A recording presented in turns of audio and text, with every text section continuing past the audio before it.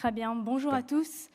Merci de venir dans ma belle ville de Montpellier. Autant de membres qui viennent chez nous, c'est assez chouette.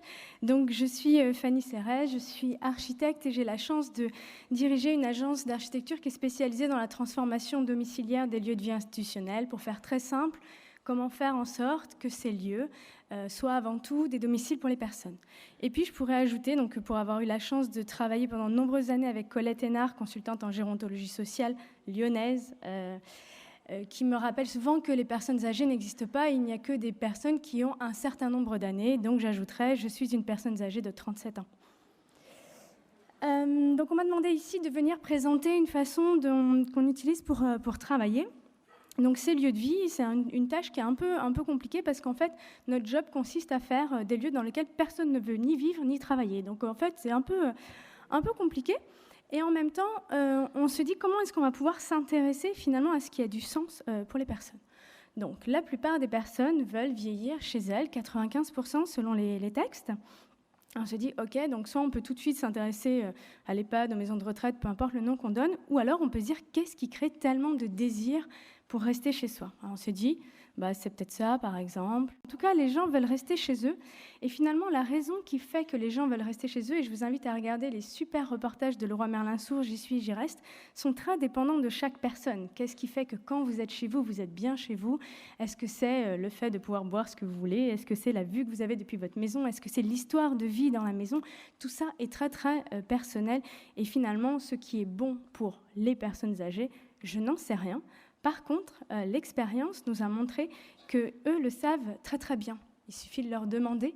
Et on est en capacité, c'est compliqué sur la question du cadre de vie, parce que très souvent, il y a des genres de questionnaires de satisfaction. Vous savez, on dit qu'est-ce qu'il faudrait changer dans cet EHPAD? Alors souvent, les gens disent oh, rien du tout, c'est très bien, c'est très bien. Et donc, ça donne l'impression qu'il n'y a pas de désir. Et pour autant, on se dit quand on commencerait à s'intéresser de manière assez différente à qu'est-ce qu'on aurait envie d'avoir dans son espace à soi, alors les personnes commencent tout doucement à parler. Donc on a développé ce petit atelier qui s'appelle Mon logement. Notre petit challenge, c'était des personnels qui nous disaient « ça sert à rien de vouloir mettre les personnes autour de la table, entre Alzheimer, ils n'ont pas la parole, etc. » On a dit « alors attendez, on a la chance de travailler dans le champ de l'autisme, avec des personnes qui aussi sont non-verbales, et c'est pas parce que les personnes ne peuvent pas s'exprimer, voire même ne peuvent pas entendre, et puis peut-être pourquoi pas ne peuvent pas voir, qu'on n'est pas en capacité d'aller chercher ce qui est important pour elles. Donc on a développé, c'est une pièce vide, et il y a toute une série de meubles, et les personnes sont libres de mettre dans cet espace ce qu'elles aimeraient avoir.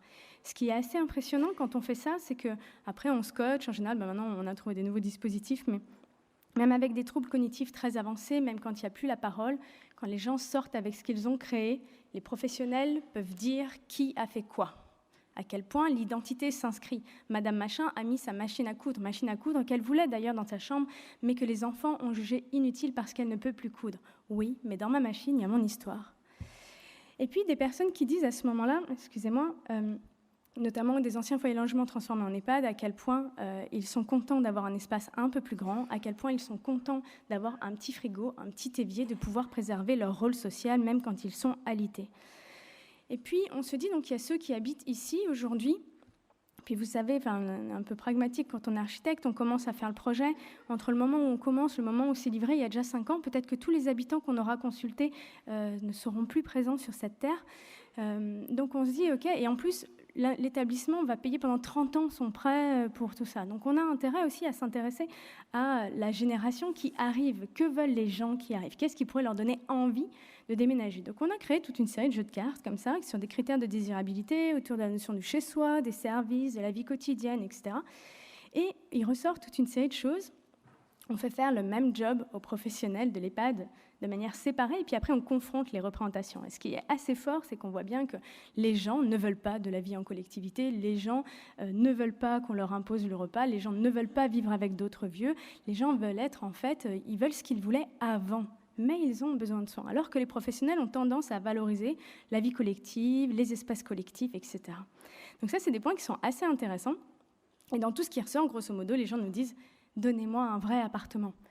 En tout cas, ça, c'est ce qu'ils nous disent sur certains territoires. Alors, quand j'ai présenté ça la semaine dernière en présentation de ce colloque, entre-temps, on a fait la même concertation à Paris, où la moitié des personnes qui habitent là sont des anciens SDF, plutôt jeunes, et eux s'en fichent totalement d'avoir un appartement, voire même d'avoir un livre, voire même d'avoir une salle de bain. Ils n'ont jamais eu ça. Par contre, ce qu'ils veulent, c'est pouvoir sortir et faire ce qu'ils veulent sans jamais rendre des comptes. Donc c'est assez intéressant, mais ça nous challenge quand même en se disant, je ne sais pas vous, mais moi, par exemple, je ne déménagerai jamais juste pour une chambre, et puis encore moins si elle ressemble à une chambre d'hôpital. Peut-être que le minimum qu'on est capable d'accepter, c'est un appartement. Le plus petit soit-il, mais celui qui nous permettra peut-être 2 choses, avoir une cuisine, mettre ce que je veux dans mon frigo. Et il n'y a pas longtemps, là, mardi dernier, j'étais dans un EHPAD où il y avait une dame qui avait un frigo et qui m'a montré sa petite bouteille de Suze qui faisait l'apéro quand sa fille venait la voir, sans demander aux professionnels, bien sûr. Et puis un lit double. Donc un lit double, c'est 2 choses aussi, la possibilité d'une vie intime. Souvenez-vous, la première fois que vous avez quitté chez vos parents. Puis c'est aussi la possibilité de se retourner dans son lit sans tomber par terre, par exemple. Et ça a l'air de rien dit comme ça, mais il y a un monsieur qui me dit ça l'autre jour. Vous savez, les lits sont tellement petits quand même qu'on n'ose plus trop se retourner. Donc barrière de lit, donc impossibilité de se lever seul la nuit, donc protection, donc incontinence. Quel était le problème au début de mettre un lit plus grand? Mais tout ça, ça coûte plus cher, vous savez. Ouais, je sais. N'empêche que ce qui est assez intéressant quand on travaille sur les projets d'EHPAD, c'est que ce qu'on nous renvoie très souvent, c'est qu'il faut faire un type d'habitat pour des gens qui auraient des troubles cognitifs, un type d'habitat pour les grands dépendants, un type d'habitat. Alors moi, je dis ah oui, et puis, en fait, comme s'il y avait des catégories de choses qui étaient bien et qui étaient adaptées en fonction des besoins de soins des personnes.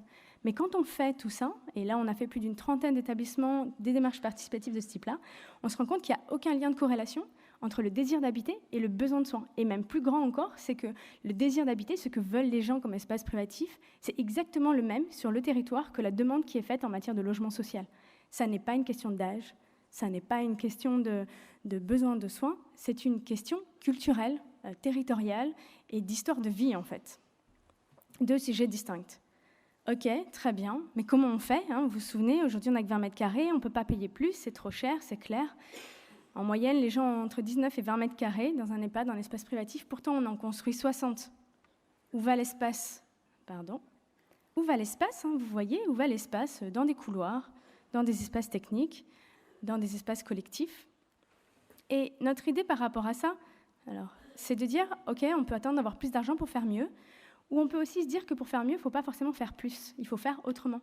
Est-ce qu'on n'est pas capable, sur ces 60 mètres carrés, de faire des arbitrages un peu différents quand on aura intégré ce qui est essentiel aux yeux des gens, c'est-à-dire pas la vie collective, pas les soins logistiques, mais leur espace de vie privatif. Il y a quand même beaucoup d'études aujourd'hui qui montrent la prévalence en fait, de ces espaces privatifs sur la qualité de vie des personnes. Et donc on a inventé, on parlait de Osons innover tout à l'heure, on a inventé du coup des dispositifs avec des Legos en disant prenons nos 60 mètres carrés de base, là, ce qu'on peut payer, ou peut-être 50, si on peut payer que 50, peu importe, et partons du principe que d'offrir un vrai appartement aux gens, c'est pas une option. Ça, c'est la base. Parce que très souvent, quand il y a des économies à faire sur un projet architectural, qu'est-ce qu'on fait? On enlève 1 ou 2 mètres carrés par chambre, parce que ça, c'est vite fait, sans toucher au reste de la conception. Sauf que il n'y a que là que les gens ont une vraie attente. Et après, on travaille avec les équipes pour les amener à co-concevoir et à se projeter dans des formes différentes d'EHPAD qui leur permettraient de satisfaire ce besoin d'habiter des personnes. Comment pouvons-nous faire? Pas c'est possible, c'est pas possible. Comment pouvons-nous faire pour assurer ça? Et si on ne doit plus avoir de couloir par l'intérieur, par exemple, si on décide d'arrêter de tout connecter par l'intérieur pour pouvoir redonner à prix coûtant plus d'espace dans les chambres, ça veut peut-être dire s'organiser de manière différente, sortir, etc. Est-ce qu'on en est capable? Ou plutôt, dans quelles conditions pourrions-nous le faire? Parce qu'en fait, satisfaire ce qui est important pour les personnes, ce n'est pas une option. Et de voir qu'on est capable aujourd'hui, avec ce type de dispositif, qui mobilise l'intelligence collective et qui part du principe que ce qui est essentiel aux yeux des personnes, ce n'est pas une option, on est capable, à prix coûtant, de réinventer des modèles dans lesquels les professionnels, à la fin, nous disent « Ah ouais, je viendrais bien travailler là. Ah ouais, puis ma mère, elle pourrait bien vivre là, en fait. Puis moi aussi, je viendrais bien habiter là. » Ok, on est d'accord parce qu'ils sont tous des personnes âgées de 47, 53, demain habitants de ce lieu-là. Et donc, fort de ces constats, on s'est dit, c'est pas tout ce qu'on vous a dit là, la question de la participation, ça demande souvent des outils, parce qu'en effet, il y a ce sujet de la fragilité, et nous, on est absolument convaincus qu'on a besoin d'être outillés, et que les professionnels peuvent même être outillés sans nous, c'est-à-dire qu'avant, nous, on faisait la concertation avec les gens. Puis là, on dit, non, mais en fait, on va arrêter de faire la concertation, nous, architectes, on va faire monter en compétence les équipes pour qu'elles apprennent à collecter la parole à travers ces outils d'intelligence collective, et après, nous, on va capitaliser tout ça pour faire du projet avec elles. Et tout ça, ça demande, on dit tout à l'heure, c'est pas possible. En fait, ça demande de s'autoriser à penser.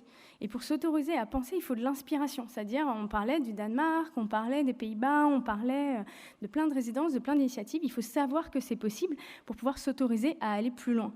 Et une fois qu'on est ultra au clair sur, 1, qu'est-ce qu'on veut faire, que les gens ils aient envie de venir vivre ici. 2, pourquoi, parce qu'il n'y a pas d'écart entre eux et nous, c'est nous demain. 3, comment on va faire pour. Et s'inspirer, ça fait partie du process, et c'est comme ça qu'on a inventé les cafés d'inspiration, qui est un rendez-vous libre, gratuit. On a déjà des établissements qui le projettent tous les mois, y compris en présence d'habitants d'ailleurs, et qui permettent d'ouvrir le débat autour de est-ce que ces choses qui sont faites ailleurs auraient du sens ici, et comment est-ce qu'on va pouvoir le faire nous-mêmes. Voilà, et donc tout ça pour revenir sur ce sujet-là, et c'est comme ça que je vais conclure. La question, pour moi, c'est la seule question, est-ce que oui ou non, on est en train de créer des lieux dans lesquels nous-mêmes, on serait OK de vivre et de vieillir? Donc la réponse est non. Si ce n'est pas assez bien pour eux, c'est pas assez bien pour nous, c'est pas assez bien pour eux, parce qu'il n'y a pas d'écart. Et dans quel cas, tant qu'on construit des solutions dans lesquelles on n'irait pas vivre, même si elles ne sont pas chères, même si elles sont faciles à mettre en œuvre, ça reste quand même trop d'argent et trop d'énergie dépensée pour rien. Merci.